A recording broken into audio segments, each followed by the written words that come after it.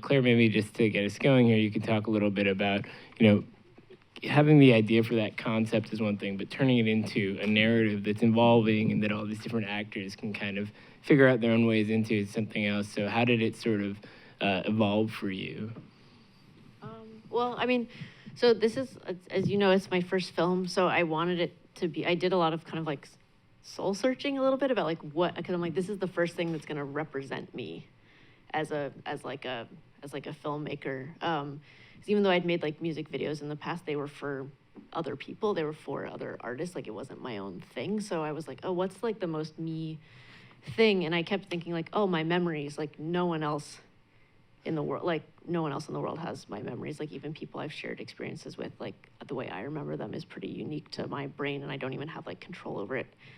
And so then I started thinking like, oh, well, who would I be if I didn't have those? And the film kind of developed from that question a bit. In terms of like having the different stories, it was like a sort of like combination of like creative and practical. Because we were making the film on our own, we wanted to make it possible to make it. And so we were like, oh, let's make a film that we can make that has multiple stories, so we can make it in sections. So we know that we can at least start and make one part of it, no matter what, and then kind of like go from there. And I think, and then creatively doing it in different sections allowed us to have different characters that react to the situation in different ways and have different coping mechanisms, and also to kind of like use different stories to look at different themes and different aspects of like life without memory. So Ina is one of the main people who had to sort of inhabit this world. What was your starting point for trying to get inside the headspace of somebody whose headspace keeps changing, really to kind of convey that sense of, you know, all of a sudden you have to start from scratch? Well, microphone. Well, I think, you know, one of the things that I thought would be very helpful in a case where you were not supposed to remember, I didn't think playing not supposed to remember would be a good idea, or kind of having, you know, trying to imitate that I didn't think would be a good idea, or like playing the idea of it. So I would just think of being very focused in the moment and kind of just react, which is what I'm sure is many actors here, they know that's what acting is. But even to the point of sort of just focusing on very little things, like, oh, look at this person's hair and how it's moving through the wind, and focusing on things that wouldn't necessarily maybe you be focusing in that moment, and you'd be kind of trying to move the story along. But I would just focus on something that it's weird, or like just really there, like a dot or a stone or something that I would just see that I wouldn't be plan on seeing, if that makes sense. You're sort of trying to destabilize yourself a little bit from taking things around you for granted. Yeah, because how do you play forgetting, right? How do you sort of, what is it not to remember? I don't know. I do have memory, and, you know, I function as a human being that has a memory, so I don't know what that means. You know, I know that memory kind of sort of change in forms, you know, something that you remember a year ago and then you remember it 10 years after it has changed. So, yeah, so I don't know what that means really as a human being. A lot of times filmmakers talk about how they work closely with actors to develop the backstories for their characters, you know, maybe entire biographies from birth to death even, just so that they have some sort of reference point. Even things that don't happen on screen can end up influencing their performance. But this is a unique situation in the sense that they're not remembering these things. So from a filmmaker standpoint, how did you sort of approach the challenge of giving your actor some sense of motivation without, you know, them necessarily having the reference points that you'd normally have? Well, I mean, I really didn't want them to have a backstory because they wouldn't, with the exception of the characters in the bunker, like everyone else, like they wouldn't know what it was. So I didn't want them to know what it was. So I kind of just wanted them to react to the situation that they were in, kind of like from moment to moment. And what I did do is I did a lot of like research on different like neurological case studies and people with amnesia, so that the symptoms were very specific. So we were on the same page of like how it worked, like how does their amnesia work, like when, when they kind of like, because they can't turn short-term memories into long-term memories, like when they lose a train of thought, that's when it's gone. So, but as long as they can kind of keep it going in the present moment, it's still in their short-term memory, and so they still have it. So like I feel like there were like rules like that were, that I cared about kind of setting with everyone, and but mostly it was just about like, how do you're in this room, or you're in this space, like you're in this situation, like what do you do?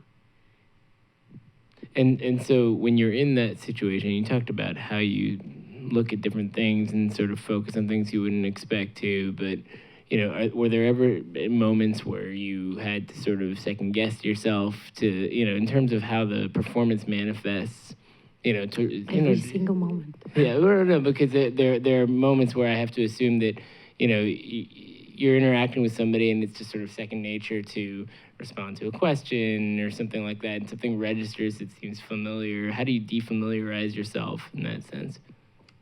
You don't. I mean, you guess yourself and then you just kind of move on. Like, oh, I just guessed myself, well, I'm gonna move on. I can't stop from feeling, or I can't stop from having a thought. Like, I just remember that. Oh, that's, oh, I remember this. So I can't stop that process because I have it. As I said, I have memory. But I think just kind of not focusing on that really helped. Being like, oh, I second guessed it, and then moving on, as fast as I could, instead of kind of continue to be like, oh, I second guessed myself. Oh, I second guessed myself. Oh, I remember this. Oh, I really remember this. And then you kind of get a little stuck. So I just sort of was constantly like, I got to move forward. I got to push myself. I got to move forward, I mean, also, I think one thing we did is that we every time, I think we were doing the scene like a pretty different way. So it wasn't like, okay, cool, let's just do it again like that. So every time we were kind of approaching it from a different angle so that it would be a new experience of the scene. You mean visually, or? I mean, in terms of like in performance, like we'd be kind of like approaching it like through like a different sort of like almost like emotional improvisation, or a different like idea of what was going on. Yeah, and Claire also was, sorry, the mic. And Claire also was not very keen on, like, okay, if you don't say this exact line, it's fine. She gave us, sometimes she was like, oh, let's stick to the script, but then we'll turn it around and do different variations of it, which was very helpful in a movie like that. Right, and the other thing is, this movie doesn't hold your hand and give you all the details of what's going on. You kind of have to live in that world for a little bit in order to understand the kind of internal logic of it. So from a writing standpoint, that must have been an interesting kind of challenge, because you knew you're gonna at some point have to explain to people a little bit of what was going on here, if not the full story, at least enough so that we're not completely baffled about why these people keep going through these different kind of cycles over and over again. Yeah, I mean, that was like, the writing characters without memory is definitely a challenge, because you have to think like, well, at any moment, like, what do they know and what do they not know? Like, what concepts do they know? What concepts do they not know? And I think that now I'm losing my memory. Happens to all of us. But in terms of like presenting information, I think there was, the obvious thing would be like, oh, well, you start with like a title card or like a news montage or whatever. And we really didn't want to do that for the reason that you said, that I wanted people to start viewing the film in the same position as all of the characters, where just like them, you don't know what's going on, and you don't know where you are, and you don't know who these people are, so that at least for a little bit you have the same amount of information as they do, even though that you'll surpass them because you do have memory and are watching. But I've tried to put in little sort of with Charles Spano, who's my co-writer, to do sort of like different like learning moments where you're seeing how stuff's working, like with the pretty early on with the guardian, who's like the bald guy, and the kid. You see them talking to each other, and he gives the kid the watch, and he starts walking off, and he kind of gets onto another train of thought and starts thinking about like the nature of time and all this other stuff. And so then when the kid runs back, he doesn't remember that he gave him his watch. And we tried to do some stuff like that fairly early, so you can see that like, oh, it's not just that they have like sort of traditional like retrograde amnesia, they can't form new memories either. So let's get into the nuts and bolts here. I mean, did you do a traditional table read, and how did all that go? Just sort of the first initial stage of kind of hearing what this movie sounded like with actors. Well, we didn't. I mean, you were in Bulgaria, I think, when we first started working on it. I mean, I had written this when I was writing the script with Charles. I had Eva and Jason, who plays a guy across from her, in mind when I was writing it, but I hadn't asked them yet if they would want to do it. But I think once you said you would do it and we started working on it together, like you were in Bulgaria, so we were just kind of like talking.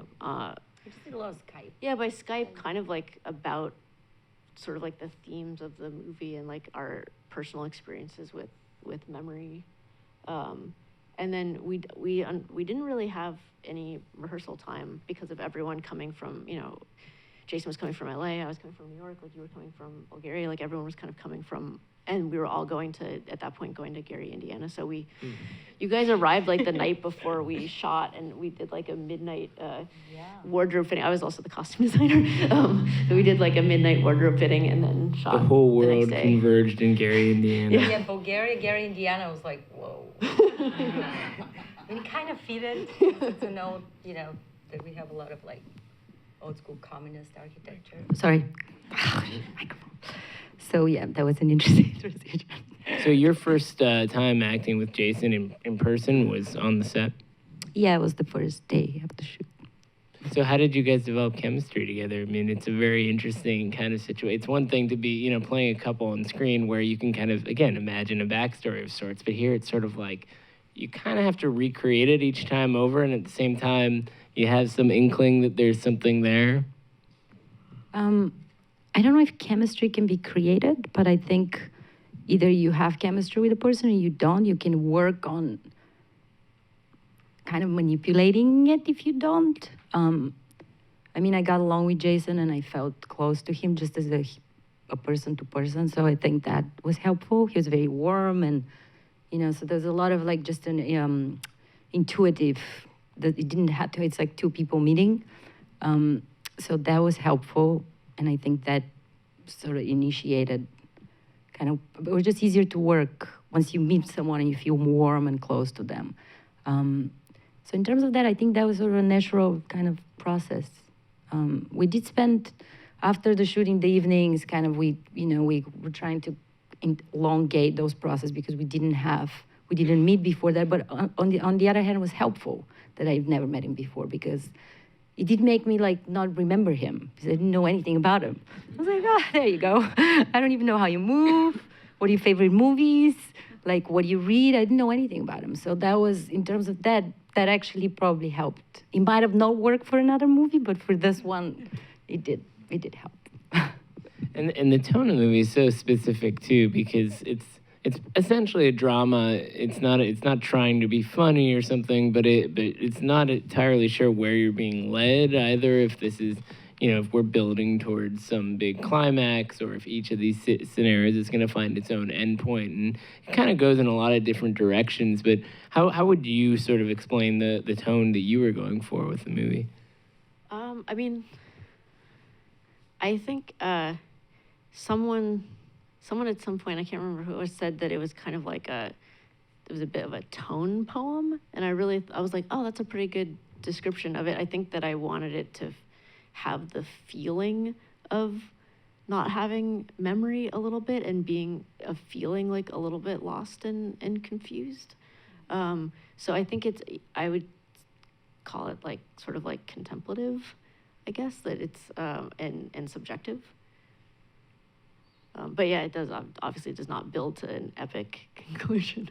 But what were in terms of extracting that performance-wise, what were some of the challenges you faced? I mean, one of the most striking shots of the movie to me is when Jason is running off to get help and then forgets what he's doing because you have a camera on his face and that has to register, which is such a specific thing. And because at that point we know the logic of the film, I think we're kind of there with him, but it's such a unique sort of challenge for an actor to have to do that. Yeah, I mean, I'm definitely, both Jason and Carl, who plays the kind of angry guy who goes on the roof, they both have this moment of forgetting that's like completely in a close-up, for them to see that whole sort of like thought process go through them on their face. And like, I mean, I'm pretty blown away by how well they were able to sort of like do that transformation. How many times did you have to do a take like that?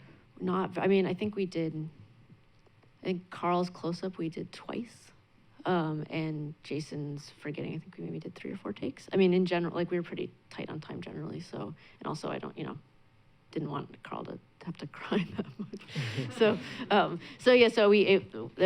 But like, I mean, from the first take on both of them, they were, totally there. Was the film shot in order, or? You mean by character or like in Right. the whole thing? Yeah, how linear was it? Well, we shot it in sort of like chunks by story a little bit. So we shot the sort of the decayed city stuff, which was like the lover story, the guardian with the bald guy and the little kid, and chaos, the violent guy's story.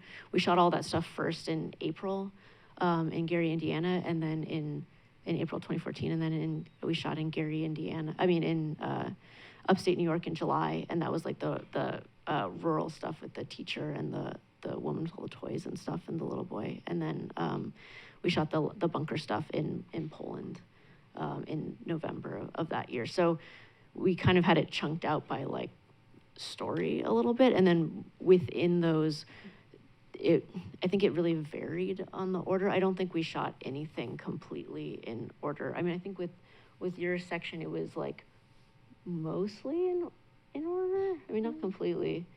Sort of. Yeah. Kind of. Yeah, it wasn't, we didn't have because we were just kind of like with time and locations and stuff, we had to kind of do stuff not as we could. So, what was it like for you, having shot your segment, to see it in the context of all these other stories in the finished product? I mean, the script, the edit was very different from what the script was, which I think it's true for most movies. I think they get reworked quite a bit in the edit, and you kind of rewrite the story again. So I was actually really, I thought it served better to kind of intercut them all together and sort of tell them as one more fluid. Originally, they were sort of there's one story, second story, third story. So that's how was the script. But so I was happy to see that it kind of created this more organic kind of transitions between all of them, and I thought worked better for it. A lot of times actors talk about how a role continues to impact them after it's done. If you have to play somebody who's in a dark place, then it puts you in a dark place. Or if you have to play somebody who's really happy, they're really happy. Where did this role leave you? Did it have any effect on the way that you were relating to the world or seeing things in a particular way? Yeah, and that year I had a pretty rough year. Just my personal year was just complicated. So it made me think a lot about memory and what memory means, and what do we keep and what do we kind of separate, and why, and how positive versus a negative memory functions in your brain. And it just made me think a lot about memory. And then I know Claire is very attached to certain memories, and then I started sort of discovering some of those memories that I was attached to. I was like, oh my God, I remember this one thing so specific from when I was 6, and I remember it so exactly the same. There's like other memories I won't remember the same. So I just started thinking it basically made me think a lot, and I started reading more about how my brain functions, and how my emotional memory functions, which is a great thing to learn about your memory. So you're remembering things more after playing a character who forgets. I don't know if I was remembering things more, but I just started thinking more about it. And sort of, I started researching when she sent me the script. I started researching the actual how memory works, and she gave us a very specific cases that she had chosen for the movie to function as sort of like here's this case, study it, see how amnesia works. So it's an educational. I think every movie presents that awesome opportunity. You can educate yourself a little more. So we have a card here from an audience member who submitted a question, which is from Kathleen, and the question is, what makes a great collaboration, and how do you keep it strong throughout filming? So a couple of ways you could take that. You had a lot of different collaborators on this film. I mean, I think like communication and honesty is a big part of it. Some of the key collaborators on this, like Charles, co-writer, co-producer, were married, so like it or not, You're stuck with it. Yeah, with you and with Jason and with Dominique, who's in the film, were sort of people who I was friends with already, but then there were also a lot of people who I just worked with in the context of the film, and I think that having, like, we're making an independent film, like we're all there for the sort of like the love of doing it, so it should be a good experience, like it should be a positive experience on set, and I think that being open with people about what your vision is, but also being open to other people's ideas because they might have a better idea than you, like I think that that's part of a good collaboration, just to have the open communication. I don't know, what do you think? Oh yeah, I completely agree. I think creating a positive collaborative environment is like a crucial starting point, and Claire was very successful in it. And feeling safe, and even if you're doing something, if you're trying to get somewhere where you're not safe, I think starting with feeling safe, it's a great place to start. And yeah, I think for me, it's the essentials, basically. I have a couple other questions here. So here's one that asks, do you see the film as a metaphor for people with dementia and or Alzheimer's? Well, I mean, I don't think it's for me personally, like I don't see it as a metaphor exactly, but I guess what I would, because I think it's a bit more direct than that, since it's kind of directly dealing with people who are having memory challenges in their lives, like people with Alzheimer's and dementias, and finding ways to cope. I think one thing that I would sort of hope people who are, caregivers of people with those issues or are dealing with that themselves would come away from the film thinking about is that you, even with no memory, that you can still have meaningful experiences, and you can still love, and you can still see beauty, and you can still find things funny, and you can still have meaningful experiences even if you can't remember them. So I think to me that's what I would hope that people dealing with that would get out of it. So one more question here. I think it's an interesting one. I apologize if I'm not getting to everything on here, but my sense of the main question here is why didn't you pick one main character and follow that main character all the way through, as opposed to what you've done here, which is this sort of collection of different experiences? Well, I mean, I think if we followed one person, we'd get a lot more of their story. And I mean, you definitely only get like a little bit with each person. You don't get to dive deep with anyone particularly, but I think that the benefit of seeing the situation through different characters' experiences is seeing how different people cope with memory loss, what's important to different people, and also sort of thematically being able to look at like, oh, well, what would like love and relationships be like without memory, or what would morality be like if you can't, if you're not going to remember, and so you're not going to feel guilty, like how does that like, is that freedom, like how does that feel for you, or like what happens with family, or like trying to improve yourself or learn. So I think that by sort of it's a less deep experience with one person. It's a bit more of a broad exploration from like multiple angles was kind of the trade-off. So before we let you guys go, you made this movie a while ago. I think I remember seeing it in late 2015. Yep. So at this point, things continue. Tell us a little bit about what you've both been up to and what you have in the works. Cool. Well, also, I mean, since I think we're probably going to be done soon, I just wanted to, officially like thank you again so much for getting the word out about our film when it did first come out in like the fall of 2015. Like you were one of the first people who ever saw it, and you writing about it made changed like the life of our film, and made other people interested in seeing it, and I think changed the sort of like the life of getting to film festivals or people like caring about our film. So I just want to say I really appreciate that a lot. Thanks. It was a great discovery. But what I've been up to since then is like, you know, we took it around to festivals for a while. It just came out in August and it's on iTunes and Netflix and stuff now. And Charles and I have been working on a television show.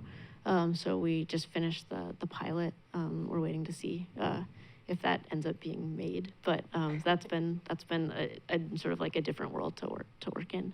Also sci-fi. It's very grounded. But yeah. Ina? I'm one of those weird actors that only acts when friends ask her to act. So I've been writing a feature film. I directed a short film that just submitted to a bunch of festivals, and I've been writing a lot. So I wrote another kind of sort of more meta kind of essay film that I'll be doing, which is a documentary. So yeah, I've been focusing on directing more. But if another friend asks me to act, I'll probably act. Eva, she's being modest, but she directed really cool shorts that were at, I think, one Woodstock Film Festival and was also at BAM Cinema Fest this last year as a director. But yeah, I basically been writing and directing more. To be continued, then. To be continued. Thanks for being here. Thank you so much for coming. Thank you, guys. Thank you.